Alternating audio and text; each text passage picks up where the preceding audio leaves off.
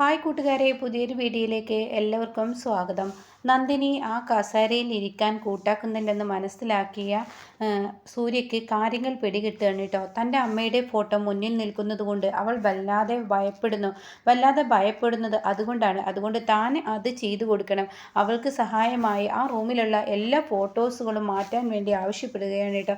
പറഞ്ഞതുപോലെ തന്നെ എല്ലാ ഫോട്ടോസുകളും മാറ്റാണ്. പിന്നീട് തൻ്റെ താനൂരമ്മയുടെ ഫോട്ടോ, അതുപോലെ തന്നെ തനിക്ക് എപ്പോഴും കണ്ടുകൊണ്ടിരിക്കാൻ ഇഷ്ടപ്പെടുന്ന തൻ്റെ സൂര്യ സാറിൻ്റെ ഫോട്ടോ അവിടെ വെക്കുമ്പോൾ താൻ എന്തൊക്കെയാണോ ഈ കാട്ടിക്കൂട്ടുന്നത്?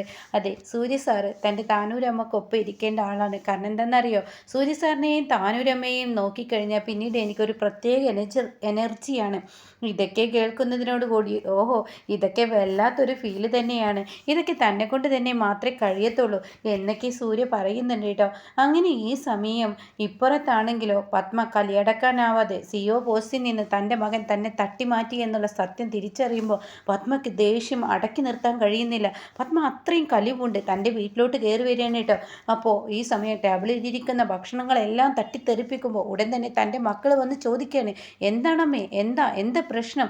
അപ്പോഴേക്കും അപ്പോഴേക്കും വിജയ് കാര്യങ്ങൾ പറയാണ്. സൂര്യയില്ലേ, അളയനില്ലേ, ഇന്ന് എന്ത് മാത്രം ആളുകൾക്കിടയിലാണ് നാണം കെടുത്തിയിരിക്കുന്നത്. അതൊക്കെ കേൾക്കുന്നതിനോടുകൂടി ഉടൻ തന്നെ എന്താ സത്യത്തിൽ ഉണ്ടായതെന്ന് ചോദിക്കുകയാണ്. അവളെ ഇനി CEO പോസ്റ്റിൽ ഇരുത്തിയിരിക്കുന്നു എന്ന സത്യം അങ്ങ് വെളിപ്പെടുത്തണം കേട്ടോ. ഈ സത്യം അങ്ങ് പറയുന്നതിനോടുകൂടി ഉടൻ തന്നെ ഇത് കാണുന്നതിനോടുകൂടി ദേഷ്യം സഹിക്കാനാവാതെ ചോദിക്കുകയാണ്, എന്തൊക്കെയാണ് ഈ കാട്ടുന്നത്? അവനിനി പോയി അമ്മയെ അത്രയും ആളുകളുടെ മുന്നിൽ നാണം കെടുത്തി. അതേ മോളെ, അവൻ എല്ലാവർക്കും മുന്നിൽ എന്നെ നാണം കെടുത്തിയിരിക്കുന്നു. ഞാൻ എല്ലാവർക്കും മുന്നിൽ തലകുനിച്ച് നിൽക്കേണ്ട ആ അവസ്ഥയാണ് വന്നിരിക്കുന്നത്. ഇനി ഞാൻ എന്താ ചെയ്യുക എന്നൊക്കെ പറഞ്ഞ് പത്മ ഇങ്ങനെ ദേഷ്യപ്പെട്ടുകൊണ്ടിരിക്കുമ്പോൾ അളിയൻ്റെ ഈ പ്രവൃത്തിയൊക്കെ അതിരി കടക്കുകയാണ്. അളിയൻ അത്രയും ആളുകളുടെ മുന്നിൽ അളിയൻ കളിയാക്കുകയാണ് ചെയ്തത്. എന്തായാലും നിങ്ങളുടെയൊക്കെ മമ്മിയുടെ വില പോവുകയാണ് എന്നൊക്കെ ഇങ്ങനെ പറഞ്ഞ് പരിഹസിക്കുകയാണ് കേട്ടോ. അപ്പോൾ ഈ വാക്കുകളൊക്കെ കേട്ട ഉടൻ തന്നെ ഇന്ദ്രജ പറയണത് അങ്ങനെ വിട്ടാൽ ശരിയാവില്ല എന്നൊക്കെ പറയുമ്പോഴാണ് കേട്ടോ അങ്ങോട്ടേക്ക് കടന്നു വരുന്നത് നമ്മുടെ യതീന്ദ്രൻ എത്തിയിരിക്കുകയാണ്. യതീന്ദ്രനോട് കാര്യങ്ങളൊക്കെ പറഞ്ഞിരിക്കുകയാണ്. അങ്ങനെ യതീന്ദ്രൻ പറയണത് അങ്ങനെ വിട്ടാൽ ശരിയാവില്ല, നിന്നെ ആളുകൾക്ക് മുന്നിൽ അപമാനിക്കുക. അപ്പോൾ പത്മ പറയുന്നുണ്ട്, ഒരു ഇംഗ്ലീഷ് പോലും അറിയാത്തൊരു പെണ്ണിനെ പിടിച്ച് CEO പോസ്റ്റിൽ ഇരുത്തുമ്പോൾ പിന്നീടുണ്ടാവുന്ന നാണക്കേട് എത്രമാത്രമാണെന്ന് നിങ്ങളുടെ മകന് മനസ്സിലാക്കുന്നില്ല. ഇതങ്ങനെ വിട്ടാൽ ശരിയാവില്ല. മകനും മരുമകളും അവിടെയാണെങ്കിൽ ഞാൻ അവിടെ ചെന്ന് ചോദിച്ചോളാം എന്ന് പറഞ്ഞ് പോവുകയാണ് കേട്ടോ. അപ്പോൾ ഇവർക്കിടയിൽ ഈ സംസാരമാവുകയാണ്. ഇനിയിപ്പോൾ അങ്ങോട്ടേക്ക് പോയാൽ വല്ലതും ചോദിക്കുമോ എന്ന് പറയണം. അപ്പോൾ പത്മ പറയുക, എവിടുന്ന് അങ്ങേരുടെ മരുമകളെ സപ്പോർട്ട് ചെയ്യുള്ളൂ, നമ്മളെ ഒന്നും സപ്പോർട്ട് ചെയ്യില്ല എന്ന് പറയും കേട്ടോ.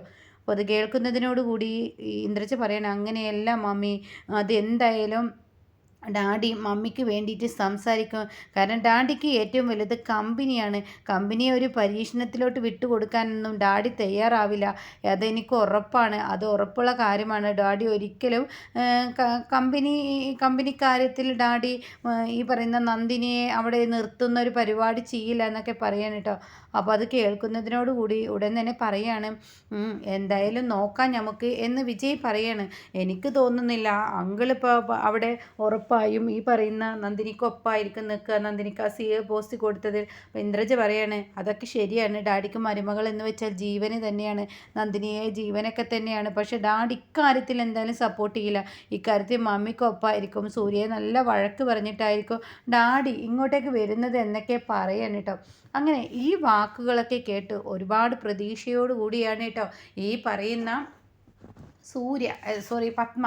അപ്പോൾ പത്മ പറയണേ, വിജയ് നീ ഇവിടെ ഇങ്ങനെ നിൽക്കാതെ നീ പെട്ടെന്ന് ഓഫീസിലോട്ട് പോകാൻ നോക്ക്.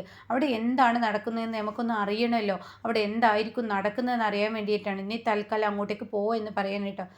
അവിടെ പോയാൽ മാത്രം പോരാ, വീഡിയോ കോളിൽ അവിടെ നടക്കുന്നതിനെ നീ കാണിച്ചു തരികയും വേണം. ആ കമ്പനിയെ കാല് കുത്തിയത് മുതൽ വീഡിയോ കോൾ എടുക്കണമെന്ന് പറയാൻ കേട്ടോ. ശരി, ആയിക്കോട്ടെ എന്ന് പറയുന്നത്. ഇതേ സമയം നന്ദിനിയുടെ ആ ഒരു CEO പോസ്റ്റിൽ നന്ദിനിയെ സൂര്യ പിടിച്ച് ഇരുത്തിയിരിക്കുകയാണ്. അങ്ങനെ നന്ദിനി അതിൽ ഇരിക്കുമ്പോൾ സൂര്യ സാർ ഇരിക്കണം എന്താണോ നീ ഇതിലാണ് ഇരിക്കേണ്ടത്, ഇനി നീ ഇവിടെ ഇരുന്ന് കാര്യങ്ങൾ ചെയ്യണം. ഇനി നീ സിഒ ആണ്, ചെറിയൊരാളല്ല. ഈ കമ്പനിയുടെ സിഒ എന്ന് പറഞ്ഞ പല ഉത്തരവാദിത്തങ്ങളും നിന്നിലുണ്ട്. ആ ഉത്തരവാദിത്തം സാറേ എന്നെക്കൊണ്ട് ഇതൊന്നും കഴിയില്ല, അത് നിൻ്റെ തോന്നൽ മാത്രം. ഉള്ളിൽ അങ്ങനെ ഒരു തോന്നൽ വെച്ച് പണിക്ക് നിന്ന് കഴിഞ്ഞാൽ ഒരിക്കലും അതിന് കഴിയില്ല എന്ന് നീ മനസ്സിലാക്കണം. നിന്നെക്കൊണ്ട് എല്ലാത്തിനും കഴിയും. നിൻ്റെ നാട്ടുപുറത്ത് നീ തെങ്ങും തോപ്പിൽ എത്ര, അപ്പോഴേക്കും നന്ദിനെ കണക്കൊക്കെ കറക്റ്റായി പറയാൻ കേട്ടോ. ഇതാണ് പറയുന്നത്. അതേപോലത്തെ ഒരു സംഭവം തന്നെയാണ് നിന്നെ ഞാൻ ഈ ഏൽപ്പിക്കുന്നത്. ഒരു കമ്പനി, അപ്പോൾ കമ്പനി കുറച്ച് ഇംഗ്ലീഷ് നിനക്ക് അറിയില്ല എന്ന്, അതുതന്നെയല്ലേ സാറേ എൻ്റെ വലിയ വീഴ്ച. അതെ, ആ ഇംഗ്ലീഷ് അറിയില്ലെങ്കിലും നീ അനുസരിച്ചും മറ്റുള്ളവരോട് ഇടപഴകുന്നതിനനുസരിച്ച് നിനക്ക് പതിയെ പതിയെ ഓരോന്ന് പടിഞ്ഞോളും നന്ദിനി. അങ്ങനെയൊക്കെ തന്നെ പഠിക്കാം. അപ്പോൾ കാണാൻ കുറേ സ്റ്റാഫുകൾ ഒന്നിച്ച് അങ്ങോട്ടേക്ക് കയറി വരുന്ന കേട്ടോ. അപ്പോൾ നന്ദിനി പെട്ടെന്ന് എണീറ്റ് നിൽക്കുക. അപ്പോൾ സൂര്യ പറഞ്ഞു, നീ എന്താ എണീറ്റ് നിൽക്കുന്നത്, നീ സിഒ ആണ്, അവിടെ ഇരിക്കുക. അങ്ങനെ അവരോട് സൂര്യ ചോദിക്കണേ, എന്താ എല്ലാവരും കൂടി? അത് പിന്നെ ഞങ്ങളുടെ പുതിയ സിഇഒ ഞങ്ങൾ വരവേൽക്കണമല്ലോ, അപ്പോൾ അതുകൊണ്ട് എന്ന് പറഞ്ഞിട്ട് അവർ മാലയൊക്കെ എടുത്ത് നന്ദിനിയുടെ കഴുത്തിലിട്ട് കൊടുക്കണം കേട്ടോ. ഹാരമൊക്കെ കഴുത്തിലിടുമ്പോൾ നന്ദിനി ഒട്ടും പ്രതീക്ഷിക്കുന്നില്ല. അപ്പോൾ എന്തായാലും പുതിയ സിഇഒ അല്ലേ, അപ്പോൾ അഭിനന്ദനങ്ങൾ അറിയിക്കാനും ഞങ്ങളെ ആശംസകൾ പറയാനുമാണ് ഞങ്ങൾ വന്നത് എന്നൊക്കെ ഇങ്ങനെ പറയണം. ശരി, ഓക്കെ എന്ന് സൂര്യ പറയണേ. നിങ്ങൾ ചെയ്ത നല്ല കാര്യം, നിങ്ങൾ കണ്ടറിഞ്ഞ് ഓരോ കാര്യങ്ങൾ ചെയ്യുന്നതിൽ വളരെ സന്തോഷമുണ്ട്, പറയാൻ വാക്കുകളില്ല എന്ന് സൂര്യയും പറയുന്നു കേട്ടോ. അങ്ങനെ ഇവരാണെങ്കിലോ വലിയ സന്തോഷത്തോടു കൂടി തന്നെ കാര്യങ്ങൾ മുന്നോട്ട് നീങ്ങുകയാണ്. അപ്പോഴാണ് കേട്ടോ നന്ദിനിയോട് പറയുന്നത്, ഇനി നീ കോൺഫറൻസ് ഹാളിൽ പോയിരിക്കുക, അവിടെ കുറച്ച് പണിയുണ്ട്, നീ അങ്ങോട്ടേക്ക് ചെല്ലുക എന്ന് പറയാൻ കേട്ടോ. സൂര്യ ശരി എന്നും പറയാണ്. അപ്പോൾ ഈ സമയം കാണാൻ അങ്ങോട്ടേക്ക് തൻ്റെ അച്ഛൻ കയറി വരുന്നത് യതീന്ദ്രനെ കാണുന്ന സൂര്യ, അയ്യോ എൻ്റെ അച്ഛൻ, അച്ഛാ അച്ഛാ എന്ന് പറഞ്ഞിട്ട് പെട്ടെന്ന് വീൽചെയറിൽ നിന്ന് ചാടി എണീക്കാൻ ശ്രമിക്കുമ്പോൾ ഉടൻ തന്നെ യതീന്ദ്രൻ പറയണം, മോനെ അവിടെ ഇരിക്കുമെന്ന് പറയണം. അപ്പോൾ ഈ സമയം എന്നാലും അച്ഛനെ കണ്ടിട്ട് അച്ഛൻ്റെ ശബ്ദം കേട്ടിട്ട് എത്ര ദിവസമായി. അപ്പോഴേക്കും യതീന്ദ്രൻ പറയണം, മോനെ അവിടെ ഇരിക്കുക. എവിടെ നന്ദിനി കോൺഫറൻസ് ഹാളിലുണ്ട്. അത് കേട്ടുടനെ കോൺഫറൻസ് ഹാളിലോ, താൻ എന്താ ഈ പറയുന്നത്? അതെ, നന്ദിനിയാണ് ഇനി നമ്മുടെ കമ്പനിയുടെ സിഇഒ. അപ്പോൾ അവളെ കോൺഫറൻസ് ഹാളിലോട്ട് ഞാൻ പറഞ്ഞു അയച്ചിട്ടുണ്ട്. അവളവിടെ എന്താ ചെയ്യുന്നത്? അതൊക്കെ ഉണ്ട്. എന്തായാലും നിൻ്റെ വിശേഷങ്ങൾ എന്താ എന്നൊക്കെ ഇങ്ങനെ യതീന്ദ്രൻ ചോദിക്കുകയാണ്. ഇപ്പോൾ ഡാഡി ഞാൻ വല്ലാതെ ഒറ്റപ്പെട്ടു പോയി, എൻ്റെ മാനസികാവസ്ഥ ഡാഡി മനസ്സിലാക്കാതെ എന്നെ തനിയാക്കി ഡാഡി പോയില്ലേ, ഞാൻ അനുഭവിച്ച പീഡനങ്ങൾ എത്രമാത്രം എന്ന് ഡാഡിക്ക് അറിയോ എന്നൊക്കെ എന്നൊക്കെ പറയുമ്പോഴേക്കും ഉടൻ തന്നെ യതീന്ദ്രൻ പറയണേ, മോനെ നീ ഒന്നും പറയേണ്ട, തെറ്റ് എൻ്റെ അടുത്ത് പറ്റി എന്നുള്ളത് എനിക്ക് മനസ്സിലായി. കാരണം നീ ഈ പറയുന്നത് പോലെ തന്നെ നീ ഒരുപാട് ബുദ്ധിമുട്ടുകൾ അനുഭവിച്ചു എന്നോട് രാജു പറഞ്ഞു. വണ്ടിയിൽ അവിടെ നിന്ന് ഇതുവരെയും രാജു എല്ലാ കാര്യങ്ങളും എന്നോട് വിശദീകരിച്ചു. അപ്പോൾ എൻ്റെ അടുത്താണ് തെറ്റ് പറ്റിയത്. ഒരു ദിവസം നിന്നെയോ നന്ദിനിയോ ഫോൺ വിളിച്ചാൽ കിട്ടിയില്ലെങ്കിൽ അടുപ്പിച്ചത് ആവർത്തിക്കുമെങ്കിൽ അവിടെ എന്തോ ഒന്ന് നടന്നിരിക്കുന്നു എന്ന് ഞാൻ മനസ്സിലാക്കണമായിരുന്നു. പക്ഷെ അതിനുള്ള ബുദ്ധിയും വിവേകം എനിക്കില്ലാതെ പോയി. അത് എൻ്റെ അടുത്ത് പറ്റിയ തെറ്റ് തന്നെയാണ്.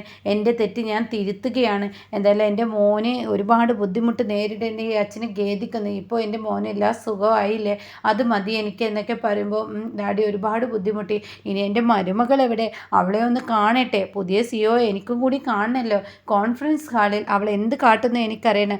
ഡാഡി നന്ദിനി പാവമാണ്, ഒരുപാട് പീഡനങ്ങൾ അനുഭവിച്ചു. ഞാനും ഡാഡി ഇല്ല എങ്കിൽ നന്ദിനിയെ ഇന്നിപ്പോൾ നമുക്ക് കാണാനേ പറ്റിയിരുന്നില്ല. ഭിക്ഷക്കാർക്ക് കൈമാറാനുള്ള ആ ഒരു പദ്ധതികളായിരുന്നു മമ്മിയുടേത്. അതൊക്കെ എന്നോട് പറഞ്ഞു, ഇതങ്ങനെ വിട്ടാൽ ശരിയാവില്ല, അവൾക്കുള്ളത് ഞാൻ കൊടുത്തോളാം എന്നൊക്കെ യതീന്ദ്രൻ പറയുകയാണ് കേട്ടോ. അപ്പോൾ ഈ സമയം ഈ വാക്കുകളൊക്കെ കേട്ട് വലിയ സന്തോഷത്തോടു കൂടി ഉടൻ തന്നെ യതീന്ദ്രൻ പറയണേ, എനിക്ക് നന്ദിനിയെ കാണട്ടെ, കോൺഫറൻസ് ഹാളിൽ അവൾ എന്ത് ചെയ്യുന്നതെന്ന് കാണാൻ പോട്ടെ എന്ന് പറഞ്ഞിട്ട് അങ്ങോട്ടേക്ക് പോവുകയാണ്. അപ്പോൾ ആനന്ദാണെങ്കിലോ സൂര്യയുടെ വീൽചെയർ ഉന്തി അങ്ങോട്ടേക്ക് കൊണ്ടുപോകുന്നുണ്ട് കേട്ടോ.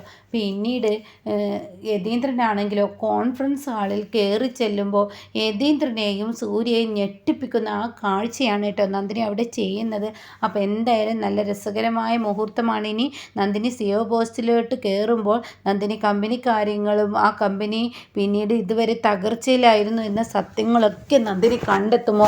പത്മയുടെ കണക്ക് കൂട്ടലുകൾ പിഴച്ചു പോകുന്ന ആ രസകരമായ മുഹൂർത്തത്തിലാണ് കേട്ടോ ഇനി ഓരോ എപ്പിസോഡുകളും കാണാനിരിക്കുന്നത് കേട്ടോ.